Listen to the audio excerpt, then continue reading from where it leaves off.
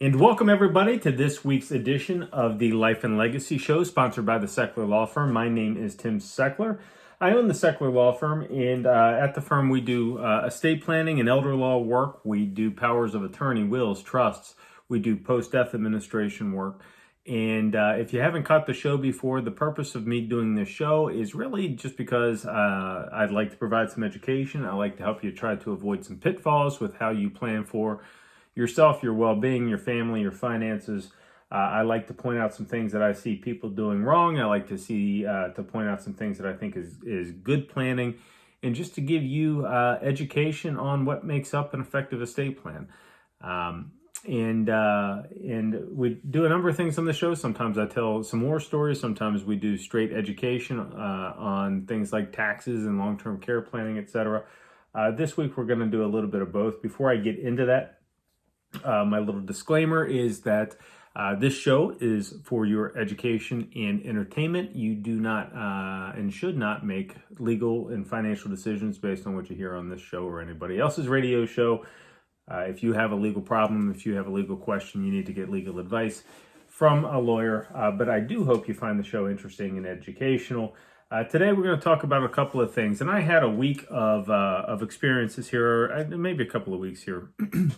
And I kind of keep a list of things that I see that, man, I'm glad we caught this before it got worse, or sometimes we didn't catch it before it got worse. And a couple of things have popped up recently that really boils down to what I call kitchen table planning. And what I mean by that is there's situations where families or individuals will sit around kitchen table and try to cook up their own estate plan and think about how they're going to save money on taxes, or avoid the probate system, or do some other type of wealth transfer, maybe to protect assets from the nursing home. And a lot of the time, what happens is families make mistakes. You know, this practice area is an area where things are complicated. For example, one of the things that families want to do when they come see us, and I'll sit down at the initial consultation, and I'll say, okay, tell me about your goals. Tell me the things you're looking to accomplish, what's on your mind. And they're almost always will say something to the effect of, we'd like to save money on taxes. We want to make sure that when we pass away, we don't spend a lot of money on taxes unnecessarily, etc. But they don't really even know what taxes mean. And, I took a little bit of a deep dive on last week's episode on taxes. You can check it out there. But it happened again this week, where a family came in very concerned about Pennsylvania's inheritance tax, which frankly is a pain in the neck. Pennsylvania is one of only a handful of states that even has an inheritance tax. I don't know why we can't get rid of this thing. It makes my life as an estate planner. It is one of the biggest thorns in our side, because it's this little, for most families, the death tax rate on the Pennsylvania inheritance tax is only 4.5%. And most people are not going to rearrange their life to save their kids 4.5%. That's what the tax rate is to kids. But at the same time, it complicates all types of other areas of planning. And so, the family came in. It's not an uncommon thing where they want to save money on Pennsylvania's inheritance tax. But their real problem wasn't the inheritance tax. The real problem was capital gains tax. They had a property for a long period of time. And yes, if they leave it to their kids by way of an inheritance, they'll have to pay the death tax. But if we gave it to the kids during their lives, then you do this thing called carryover basis. And if the kids ever sell that property, they would have been smoked with much bigger taxes through the capital gains they would have to recognize. So anyway, my caution to you is, in a separate family this week, the family came in and had recently, in the last year, put their kid's name on a house. And okay, well, why'd you do it? And well, we want to save money on taxes or whatever. Okay, but that you just lost the opportunity to get stepped up tax basis. And the other thing is, I said, when you put your house in your kids' names, you think you're protecting the house from your potential issues, but what you're really doing is you're subjecting the house to your kids' potential issues. You put your kid's name on your house. What happens if your kid goes through a divorce or is sued because of a car accident, or your kid has a head injury and needs their own nursing home, or any series of things could go wrong. And I really try with a lot of my clients to caution them against giving up control over their money and putting the kids' names on everything, because life happens, life throws us curveballs, and that may not be the best solution. So, when you're sitting around and you've heard that this may or may not be a good idea, just be careful and understand that sometimes when you move the needle a little bit here to try to avoid this potential peril, you move the needle toward a different potential peril. Also this week, I sat down with the family and we were talking about doing some estate planning and reviewing their old documents, and they had a trust. And nothing aggravates me more than this, because trust, if you bring up the word trust with certain people from an estate planning standpoint, people come in with sort of these preconceived notions about what a trust is and what it does. And they're just tools. They're not good, they're not bad, they're just tools. And if you use them correctly, they can work. And if you don't use them correctly, they could not help. In fact, they could make things work, and so worse. And so a family comes in this week and they have this trust, and I'm reviewing it and I'm looking at their information sheet that they provided with us, and this is titled this way and this is titled this way. And at the end I said, look, what does your trust own? Your house is in your own name, your bank is in your own name, your retirement accounts are not in the trust. What does the trust own? And it came down that the trust didn't own anything. They never transferred any assets into it. And nothing will give an estate planning lawyer a worse name in the financial and legal community than selling a bunch of trusts that don't have anything in them, because trusts are great tools when you use them correctly. But if you don't put the assets into the trust, if you don't fund the trust, the thing doesn't work. In fact, you might have made the situation worse. And everybody knows that. Like, everybody in the financial and the legal community that does this stuff knows that the biggest mistake people make with trust is not the trust itself, is that they don't use it correctly. So then we had to talk about, well, why'd you do the trust, and what do you think this thing does for you, and did you really know it does this thing for you, and if you still want that, then we need to get your assets into the trust. So I guess I'm starting off the show with a couple of war stories this week, but it kind of bugs me, that when I see things and people think that they have things figured out, and they think they're secure, and they think that they've got a good plan, and it turns out it doesn't work. Another time in the last month, family came in, mom had passed away, and they wanted to do post-death administration. I said, great. Does she have a will? Yes. So they hand me this form that I can tell is clearly a printed off the internet document purporting to be a will, but here's the problem. She never signed it. It's just an empty document. I said, no, this isn't really a will. This is a draft of a will. Where's mom's will? Well, no, that's her. She made it on the internet. She printed it off. Yeah, maybe she did, but it's not valid if she doesn't sign it. And it's these little nuances that just drive you bonkers. Another family came in the last week, and there was a real will. This time it was formally executed, and I'm looking through it, and I get to about the third page of the will, and here's the handwriting, right? So it's a printed will, computer-generated will, and they had in hand, in pen, scratched things out, written other words on it, didn't sign it, didn't initial it, didn't date it, and it's like, come on, folks. Look, this is not playtime. You are talking about a legal document that is in control of your entire net worth. People live 70, 80 years, if we're lucky, and you work to accumulate stuff, and you spend all of those thousands of hours working and accumulating stuff. And what? You try to save a couple of bucks on a will that you don't sign properly, or you scratch out, that's just going to result in a big litigation. Like, let's talk about the importance of doing, not just checking the box, we have a document, but let's talk about doing it correctly and making sure that, like, this, I've got this great life's journey going here. I'm writing this great story about my life. Let's not screw up the last chapter. We had I saw a great social media post the other day that said, what I want them to say at my funeral is, at least he planned well, right? Because I don't want them to say, no, he didn't have any life insurance. And I don't want them to say, no, he didn't have a will. And I don't want them to say, no, he didn't like to talk about that stuff. And I certainly don't want them to say, well, he wrote his own will, but he didn't know what he was doing. I had a conversation in the last week.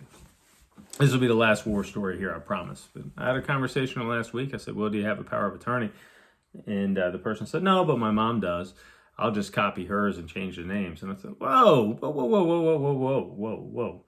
No, we're not going to do that. One, your mom's document is old. It doesn't have the proper notice requirements. Two, you don't even know what the thing says. Like, telling me you have a power of attorney is a little bit like telling me you have a car, right? Okay, well, that's good. You have transportation, but what is it? Is it a four-wheel drive? Is it a pickup truck? Is it a convertible? Is it a motorcycle? What kind of vehicle do you have here?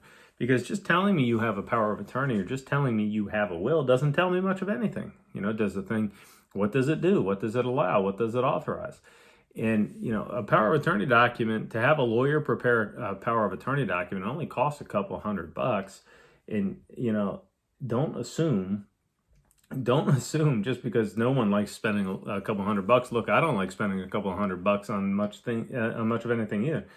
But just because I don't want to spend a couple of $100 doesn't allow me to assume that I know better than the lawyers that do this stuff for a living. Look, I know a little bit about wiring and electricity, but I will pay an electrician gladly a couple of $100 to come out and fix a problem because I don't want my house to burn down. And a lot of people think that these documents are super simple and all you have to do is print the free thing off the internet, but you don't even know how the stuff works. And so I would encourage you that if you would like to do some estate planning, do good estate planning. Do good estate planning with my law firm. We're always here to help. Do good estate planning with somebody else's law firm. But you, Mr. and Mrs. Listener, you are not an estate planner. You don't do this. Don't make the mistake of thinking it's simple and easy. It is not simple and easy. It's complicated stuff. This stuff on the internet is not going to serve you well. Let's get a well-done estate plan so that your family is not left in the dark when the time comes. Okay? All right. There's my little stump speech. If you want to learn more about doing estate planning, if you want to learn more about what makes an effective plan, should you use a will, should you use a trust, great. Come to one of our estate planning workshops. We have them just about every week, or every other week. Live and in person. We separate you. We got a big old room. It's a really safe environment. And come in and ask all the questions you want. I personally do the workshops. You can come in, you can hear my take on what makes an effective estate plan. And then we offer you a free consultation to come back in and chat about your particular circumstance, your particular situation, and what do you want to do to get your planning complete. Okay, so if you don't have time to come to one of our live in-person workshops, what I would encourage you to do is go to my website, sechlerlawfirm.com, SECHLER lawfirm.com, and go to the workshops tab where you can register to come to the workshop. But if you can't join us there, check out the Life and Legacy course. So the Life and Legacy course is an online course where I provide a ton of information on what these different documents are, what's the difference between a will and a trust and a power of attorney, and why do people use these things, and how does the long-term care system work. And you can take the course. You can get the legal education you need on your couch, on your smartphone, or on your computer in one evening. The course takes about an hour to do. Skip one show on Netflix. You don't even have to skip the whole night on Netflix. Just skip one show on Netflix and take the estate planning course, the Life and Legacy course found at the SechlerLawFirm.com. And take the course, and at the end of the course, we offer you a free consultation with one of the lawyers to figure out what your specific needs are. Okay? All right. Now that I've done with my my sort of war stories from the last couple of weeks of people making mistakes with their plan, I want to talk to you. I want to switch gears and talk to you about a second subject, and this is legacy planning. Okay, and when we do estate planning in the law office, what we're really talking about doing, and what we spend a lot of time doing, is talking about money in the house and the finances and the retirement accounts and real estate and the hard assets. We talk about the financial assets. But equally important, if not from a financial standpoint, from a monetary standpoint, is what happens, what are we going to do with your photos? And what are we going to do with your videos? And what are we going to do with your online accounts? Like those assets, or those digital assets, or whatever term we want to put on these things, this is a new world. 20 years ago, you didn't walk around with a smartphone with digital camera technology and all kind of storage and videos, and we didn't walk around all like little amateur cameramen taking hundreds of pictures a year. But now that we do, what are you going to do with all that content? What are you going to do with all that data? And are you being intentional about it? If you pass away, who gets it? You took the picture for a reason. You were probably having a nice moment or a nice scene, and you plan on going back and looking at the picture later or whatever. And sometimes I've got it's spring as I'm recording this, and we have some daffodils in the front yard, and they're always the first ones up. And so we have some daffodils blooming. And for the last couple of years, my little girl, who's about to turn 5, for the last couple of years, as soon as the daffodils bloom, I sit her down in the mulch and I take a picture of her. And I continue to take pictures of her every year as soon as the daffodils grow up. And it's just a little thing that I do. But these are great little pictures and they mean something to me. But if I pass away, who's going to ever look at them? My wife doesn't have access to all those pictures unless I make it so, unless I do some planning. And so what about the stuff on your phone? What about the videos on your phone? The videos of the kids, the grandkids, your golf trip, your vacation, your beach trip, the time you went and had fun dinner with the girls. What about all the videos of the bad stuff we've been through in the last year? The pandemic and the shutdown and the masks and all the rest. 50 years ago from now, people are going to wonder what it was like living during the COVID pandemic. They're going to talk about it. It's going to be in the history books. Kids are going to learn about it. And unlike previous times when, families wanted to know about, when I was growing up, I had questions about the Great Depression. We had a family farm. I come from a family of dairy farmers, and there's a family farm, and my family had it through the Great Depression. But boy, would I love to know what it would have been like around the farm at that time, like what my great-grandfather and his kids were going through. But during the Great Depression, people weren't walking around with smartphones. They weren't recording their thoughts, their memories. They weren't taking pictures. They weren't doing that. The technology didn't exist. And so now, if you want to know what was going on with your family during the Great Depression, you've got to do this genealogy research. And you can go on the websites like Ancestry.com or perhaps some of their competitors. And you can do the homework and you can figure out what the court documents were, and you can figure out who bought what and who sold what, and try to piece together, when did my family come over and all of this stuff, right? And there's a great interest in this genealogy stuff. And there's a great interest in really wanting to know where my family came from and what was it like during the good times and what was it like during the bad times. And we can't go back and ask our great-great-grandparents what it was like. Okay, but we can think about what questions we would ask our great-great-grandparents. And we can answer those questions for our great-great-grandkids. Right? What was it like during the pandemic? Just sit down and record 2 minutes of a video right now and put it on your phone, just talking about your thoughts and feelings about the last year. In fact, this is a great thing to do around your birthday or at the beginning of the year. It's a great thing to just sit around and give an update on video. If for no one else, when you ultimately get sick or pass away and somebody's going through your phone or somebody's going through your old videos, wouldn't that be neat for them to find? And while we're on that subject, don't just have it on your phone or on your videos. You have to have it in a storage place where these videos and these photos will actually get to people, because they don't know your cell phone password. And so you have to be intentional about all of this. And there's a great resource that I would like to share with you. My wife and I, in addition to my practice of my law practice, we also have a company called Securing Memories, where we encourage people to do this type of planning. You can find out more about it at securingmemories.com, but on there's different information products and different prompts to do videos for your kids, for your family members, different storage solutions for how you can make sure that your family gets your digital content when you pass away. So check out securingmemories.com. Listen, I think that this is an incredibly important topic. I think it's a topic that more people should be talking about, because we are creating oodles and oodles of digital content right now. But to what end? Who are you going to get it to? And, I'm sure my parents have videos and photos on their phone. And if something happened to my mom, I would love to go back through there and see what's on there and just, try to piece together the stories of what was going on in her life and what she was thinking about. And so, but we can be way more intentional about what we're doing with this stuff and make sure it gets in the right hands.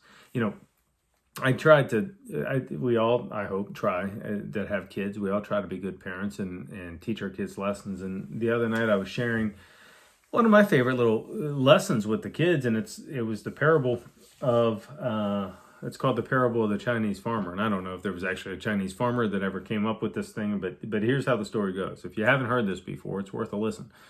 The story goes like this. Farmer saves some money. He saves enough money, in fact, to buy a horse. And then he buys the horse, and all the neighbors say, "Oh, look how lucky you are. You've got a horse, and the farming is going to be so much easier now." And then the farmer says, "Maybe, we'll see." And then the horse runs away. And then all the neighbors say, "Oh, what terrible luck you have. You had this horse, and everything was going great, but then he ran away. What terrible luck you have." And the farmer says, "Maybe yes, maybe no. We'll see." And then the horse comes back, and when the horse comes back, the horse brings other horses with it. And all the neighbors say, "Oh, look how lucky you are. You've got not just one horse, but you've got 3 horses. You're going to be so rich. You can do so much farming now because you have 3 horses." And the farmer says, "Maybe yes, maybe no. We'll see." And then while doing the farming, the farmer's son is kicked by a horse and breaks his leg. And the neighbors say, "Oh, what terrible luck you have. That you've got a son with a broken leg. How's he going to get the farming done? Oh, this is terrible for you." And the farmer says, "Maybe yes, maybe no, we'll see." And then there's a great war that starts, and the soldiers come to enlist all the able-bodied men in the valley, and the soldiers come to take the son, but they don't take him because he has a broken leg. And all of the neighbors go, "Oh, what great luck you have. Your son has a broken leg. He's not going to have to go off to war. He's not going to get hurt. He's not going to die." And and the story goes on and on. And the lesson I was trying to teach my kids is you can't get so up and so down with the day-to-day troubles and tribulations, and you can't get so excited when things are going right. Life isn't about the destination. I'm trying to teach the kids. Life is about the journey. Life is about being content with where you are and what you have and where you're going. And I had this conversation with my kids just the other night. And, after I put them to bed and I was thinking about it, and my wife had heard me tell the kids the story.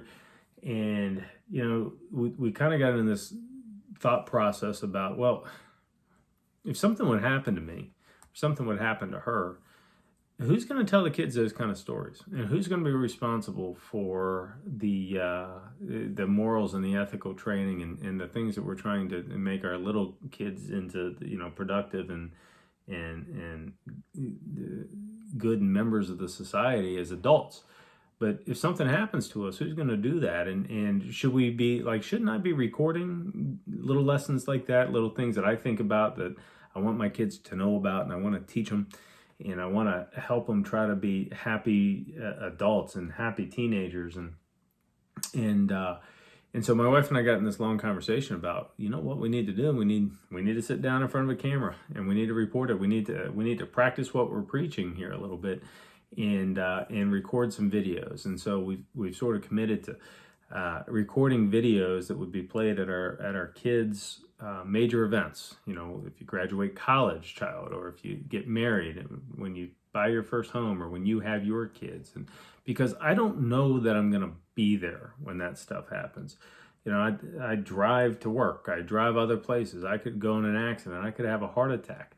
And I don't know that I'm going to be there when my kids go through these major life events, but I can, with the modern technology that I walk around in my pocket with, I can take a moment and record a message, and then I can figure out a way to make sure that message gets delivered to my kid right on time.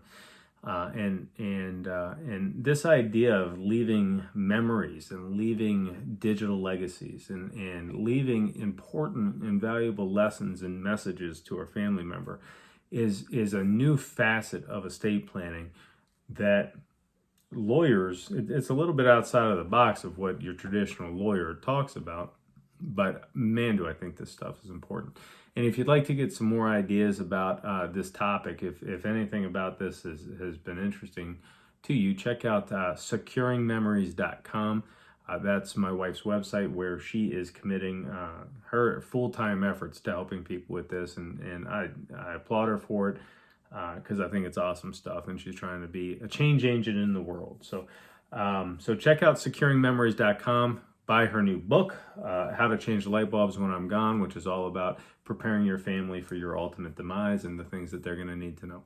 If you'd like to learn more about estate planning and elder law, come to one of our upcoming workshops, which you can find out more about at secklerlawfirm.com. Listen, I thank you for listening to today's show. Again, don't make legal and financial decisions based on what you hear on this radio show or anybody else's radio show. If you have legal questions, you need a lawyer. You can find out more about my law firm at secklerlawfirm.com, SECHLER lawfirm.com. Thanks for listening.